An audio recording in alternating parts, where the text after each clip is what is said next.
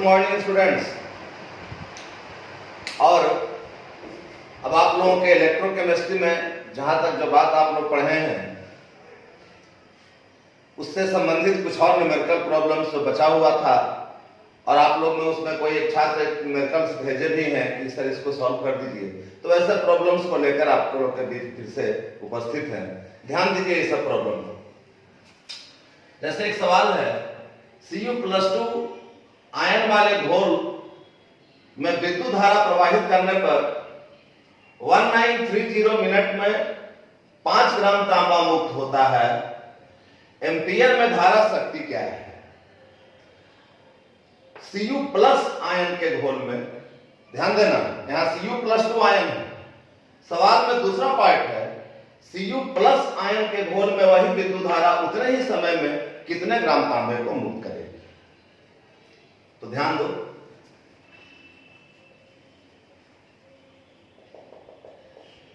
Cu+ ion के घोल में यदि धारा प्रवाहित की जाएगी तो यह कैथोड से 2 इलेक्ट्रॉन को ग्रहण करके कॉपर मेटल के रूप में कैथोड पर जमा होगा। तो यहां पर Cu का तुल्यांकी भार क्या हो जाएगा? परमाणु भार बटा संयोजकता। कॉपर का परमाणु भार होता है 63.5 और वैलेंसी है यहां पर 2, तो ये हो जाएगा 31.75। तो कॉपर का ग्राम समतुल्यांक हो जाएगा 31.75 ग्राम कॉपर। अब इस घोल में विद्युत धारा प्रवाहित करने पर 1930 मिनट में 5 ग्राम तांबा मुक्त होता है। तो ध्यान देना, ग्राम समतुल्यांक तांबे का कितना हो जाएगा? तुल्यांकी भार ग्राम में होगा। तुल्यांकी भार 31.75 ग्राम। तो चूंकि 31.75 ग्राम तांबा मुक्त होगा कितना विद्युत धारा से? 1 फैराडे विद्युत धारा से। 1 फैराडे यानी 96,500 कूलम विद्युत धारा से। इसलिए 5 ग्राम तांबा मुक्त होगा। 96500 डिवाइड बाई 31.75 इंटू 5, इतना कूलम की विद्युत धारा। और इसको सॉल्व कर लोगे, गुना भाग करना है, ये आ जाएगा लगभग 15200 कूलम। इतना विद्युत धारा प्रवाहित करना पड़ेगा। लेकिन सवाल है कि 1930 मिनट में 5 ग्राम तांबा मुक्त होता है, तो एम्पियर में धारा की शक्ति क्या है? इतना कूलम की विद्युत धारा प्रवाहित करना पड़ेगा। यह तो हम लोग निकाल चुके हैं, लेकिन एम्पियर में इसकी शक्ति क्या होगी? तो आप जानते हो प्रवाहित विद्युत धारा का परिमाण Q बराबर C इंटू T। इसलिए C बराबर क्या हो जाएगा? Q बाई T, यानी Q है 15,200 कूलम बटा T है कितना? 1930 मिनट। इसमें 60 से गुना कर देते सेकंड में हो जाएगा। अब कूलम बटा सेकंड बराबर एम्पियर होता है, तो इतना एम्पियर विद्युत धारा हो जाएगा। और इसको सॉल्व कर लोगे तो सॉल्व करके आ जाता है 0.131 एम्पियर। इसको गुना भाग करके चेक कर ले सकते हो। फिर सवाल है कि Cu+ आयन के घोल में वही विद्युत धारा उतने ही समय में कितने ग्राम तांबे को मुक्त करेगा? तो Cu+ 1 इलेक्ट्रॉन ग्रहण करके कॉपर मेटल कैथोड पर डिपॉजिट करेगा। तो यहां Cu का तुल्यांकी भार परमाणु भार बटा संयोजकता 63.5 बटा 1 बराबर 63.5। तो यहां पर जो कॉपर का तुल्यांकी भार है वो इसके तुलना में जो तुल्यांकी भार है उसका जस्ट दुगुना है। तो यहां पर वही विद्युत धारा प्रवाहित करने पर यदि 5 ग्राम तांबा मुक्त होता है, तो इस घोल में वही विद्युत धारा प्रवाहित करने पर 5 का दुगुना 10 ग्राम तांबा मुक्त होगा। अतः वही विद्युत धारा उतने ही समय तक प्रवाहित करने पर मुक्त तांबे का भार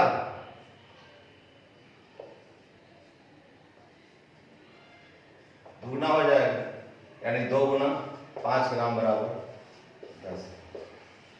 ये तीसरा आंसर हो गया। 3 पार्ट में सवाल था, पार्ट वाइज सबको सॉल्व किया है। आसान सवाल। अगला एक सवाल है, ध्यान देना। 0.5 लीटर 2m निकल नाइट्रेट, यहां पर m मोलरता का मतलब होता है, मोलरिटी को कैपिटल M से सूचित करते हैं और मोलरिटी का मतलब होता है मोल प्रति लीटर। तो 0.5 लीटर 2m निकल नाइट्रेट के घोल में 3.7 एम्पियर की विद्युत धारा 6 घंटे तक निकेल इलेक्ट्रोड के बीच प्रवाहित की गई। विद्युत अपघटन के अंत में इस घोल की मोलरता क्या है? जब विद्युत धारा प्रवाहित किया जाएगा इस घोल से, तो इसका विद्युत अपघटन होने पर कुछ पदार्थ इलेक्ट्रोड्स पर जमा हो जाएंगे। तो जो घोल बचा रहेगा, इतना समय के बाद विद्युत अपघटन कराने पर जो घोल बचा रहेगा, उस घोल की अंत में मोलरता क्या होगी, यह सवाल है। ध्यान दो। 0.5 लीटर 2m निकल नाइट्रेट का घोल है। तो पहले तो यह देख लो, प्रवाहित विद्युत धारा का परिमाण कितना है। प्रवाहित विद्युत धारा का परिमाण Q बराबर होता है C गुना T। C कितना एम्पियर है? 3.7 एम्पियर है। और टाइम कितना है? 6 घंटा। 6 गुना 60 मिनट गुना 60 कर दिए तो ये सेकेंड हो गया। और इसको सॉल्व करके आ जाता है लगभग 7.99 into 10 to the power 4 coulomb बार। ध्यान नोट कर, इसको देख लेना सॉल्व।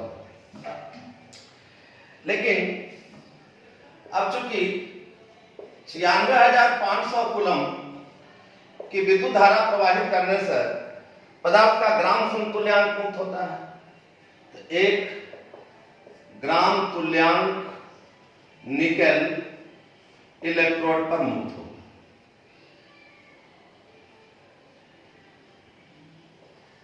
इतना ग्राम तुल्यांक निकेल मुक्त होता है।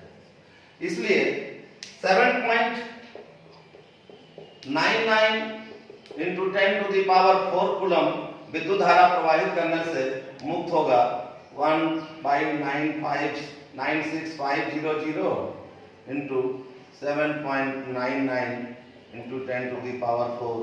इतना ग्राम तुल्यांक निकेल मुक्त होगा। और ये सॉल्व करके लगभग आ जाता है 0.828 ग्राम तुल्यांक या ग्राम समतुल्यांक निकेल। लेकिन निकेल नाइट्रेट में जिसका फॉर्मूला दिया हुआ है NiNO3 का होल 2, इसमें Ni की संयोजकता कितनी है? फॉर्मूला लिखने का तरीका होता है, वैलेंसी को तिरछा गुना करते हैं। इधर Ni कुछ नहीं है, 1 है, यानी नाइट्रेट की वैलेंसी 1 है और निकेल की वैलेंसी 2 है। तो इस फॉर्मूला में निकेल की संयोजकता कितनी है? 2 है। इसलिए निकेल का परमाणु भार बराबर क्या होता है? तुल्यांकी भार गुना संयोजकता। संयोजकता है 2, तो लिख सकते हैं 2 गुना तुल्यांकी भार, 2 गुना तुल्यांकी भार। इसलिए 0.828 इतना तुल्यांकी भार बराबर क्या हो जाएगा? 0.828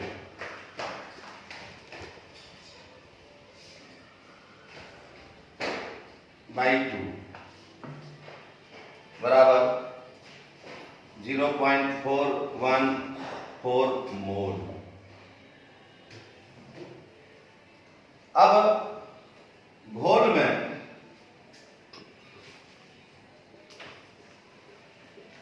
निकेल की मोलरता या निकेल की प्रारंभिक मात्रा देखो।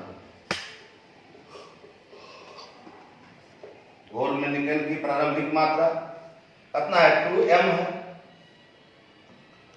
मोलरता 2 है और आयतन कितना है? 0.5 लीटर, मतलब 1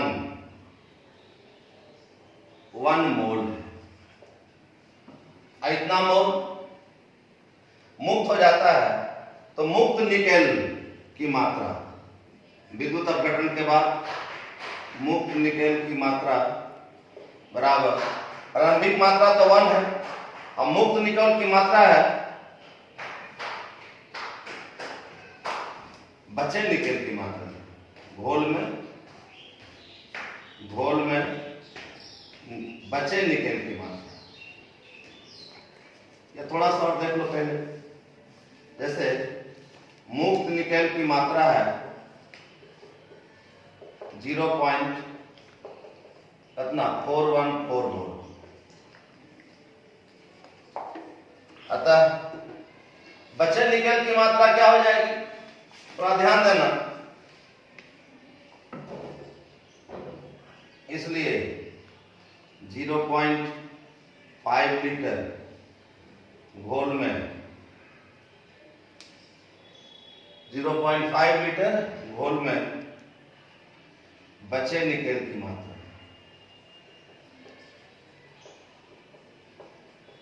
बराबर 1 माइनस 0.414 बराबर कितना हो जाएगा? 0.586। तब 1 लीटर घोल में जो मात्रा होगी वही बचे घोल की मोलरता होगी। इसलिए 1 लीटर घोल में निकेल की मात्रा हो जाएगा 0.586 बटा 0.5 यानी कितना? 1.172 मोल। इसलिए घोल की मोलरता यही होगी। इसलिए यहीं पर एक लाइन कर देते हैं। इसलिए घोल की मोलरता बराबर 1.172 m। ये आंसर।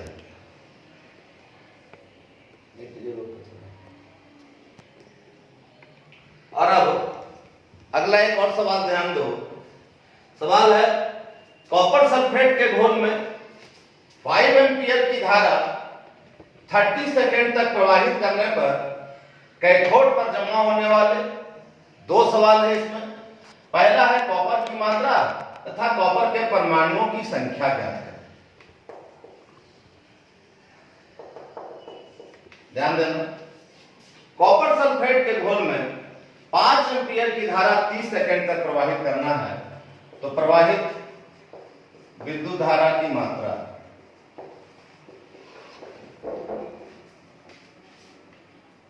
Q बराबर C गुना T। C है 5 एम्पियर, टाइम 30 सेकेंड, 150 एम्पियर गुना सेकेंड बराबर फ्लो। इतना विद्युत धारा प्रवाहित करना है। कॉपर सल्फेट में इसका विद्युत अपघटन होने पर कॉपर का तुल्यांकी भार परमाणु भार बटा संयोजकता होता है। कॉपर का परमाणु भार 63.5 और वैलेंसी कॉपर का कितना है? 2 है। 63.5 बटा 2 31.75। सो कॉपर का ग्राम समतुल्यांक बराबर समतुल्य भार को ही तुल्यांकी भार को ही ग्राम इकाई में व्यक्त करते हैं तो उसको ग्राम तुल्यांक कहा जाता है। तो कॉपर का ग्राम समतुल्यांक या ग्राम तुल्यांक हो गया 31.75 ग्राम कॉपर। अब इतना विद्युत धारा प्रवाहित करना है तो कितना ग्राम कॉपर मुक्त होगा ये निकाल सकते हैं, जानते हुए कि 1 फैराडे विद्युत धारा प्रवाहित करने से पदार्थ का ग्राम तुल्यांक मुक्त होता है। 1 फैराडे विद्युत धारा यानी 96500 कूलम की विद्युत धारा प्रवाहित करने से 31.75 ग्राम कॉपर मुक्त होगा। इसलिए कितना विद्युत धारा प्रवाहित करना है? 150 कूलम की विद्युत धारा से मुक्त होगा। 31.75 by 96500 into 150 सॉल्व कर लोगे, सॉल्व करके आ जाता है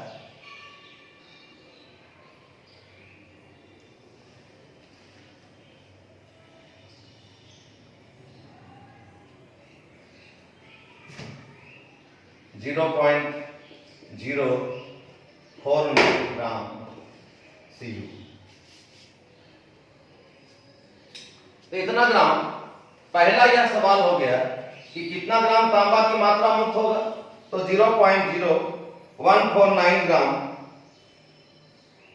0.049 ग्राम तांबा मुक्त होता है।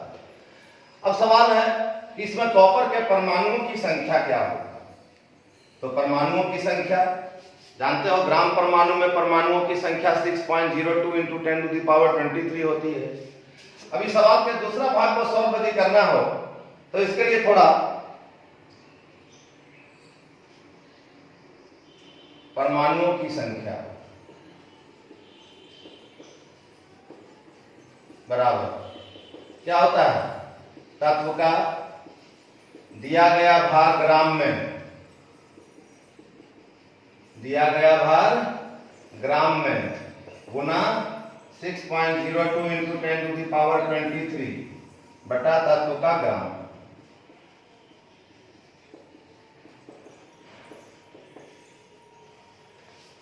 प्रीवियस क्लासेस 11th क्लास में ही मोल कंसेप्ट जो पहला चैप्टर है उसमें आप लोग परमाणुओं की संख्या निकालने के लिए एक सूत्र पढ़े होंगे और उसी पर इसको बैठाकर तुरंत सॉल्व कर सकते हो।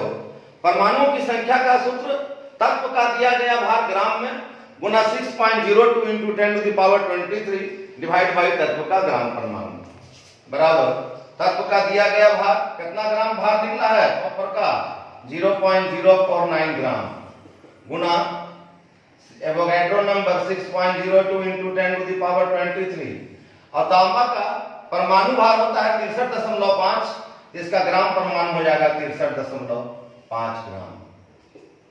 और इसको आप सॉल्व कर लोगे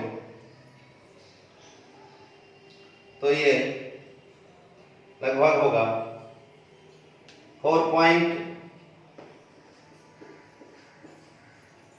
कर लेते हैं, कैलकुलेटर से सॉल्व करके तुरंत बता देते हैं और स्वयं भी इसको सॉल्व कर सकते हो।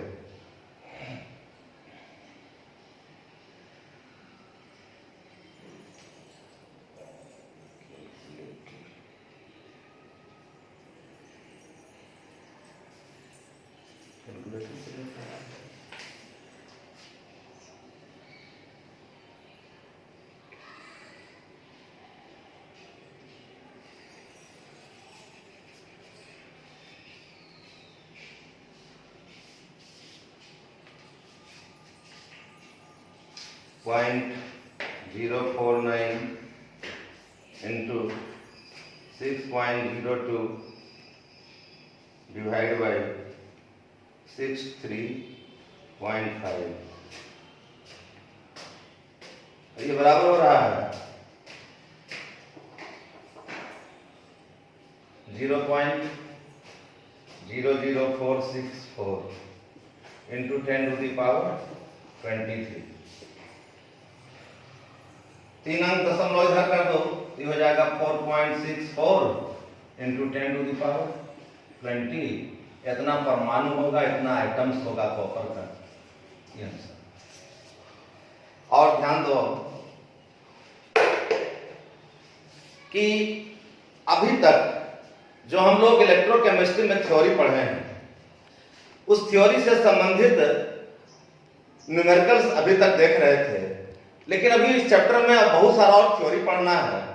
जैसे कोई घोल होता है, उस घोल की चालकता क्या होती है, चालकता कितने प्रकार के होते हैं, और इससे संबंधित भी बहुत सारे फॉर्मूला प्राप्त होते हैं, उस पर आधारित फिर प्रॉब्लम बनाएंगे। तो आज हम अभी तक जो थ्योरी इलेक्ट्रोकेमिस्ट्री में पढ़े थे उससे संबंधित इंपॉर्टेंट प्रॉब्लम्स को बनाए हैं। इस सबका एक्सरसाइज करते रहोगे तो आपका यहाँ तक का बात सब कंप्लीट रहेगा। अब इसके अगले दिन, अगले लेक्चर में फिर इलेक्ट्रोकेमिस्ट्री में आगे वाला जो थ्योरेटिकल पॉइंट्स है, जो थ्योरेटिकल बात बचा हुआ है, उसको फिर हम लेकर के आपके सामने अगले लेक्चर से उपस्थित होंगे। तब तक घर में ठीक से सुरक्षित रहिए, मन लगाकर पढ़ते रहिए, कहीं बाहर मत निकलिए। अभी जब तक लॉकडाउन है तब तक आप अपनी परवाह करिए और पढ़ाई की परवाह घर बैठे बैठे करिए। Thank you very much.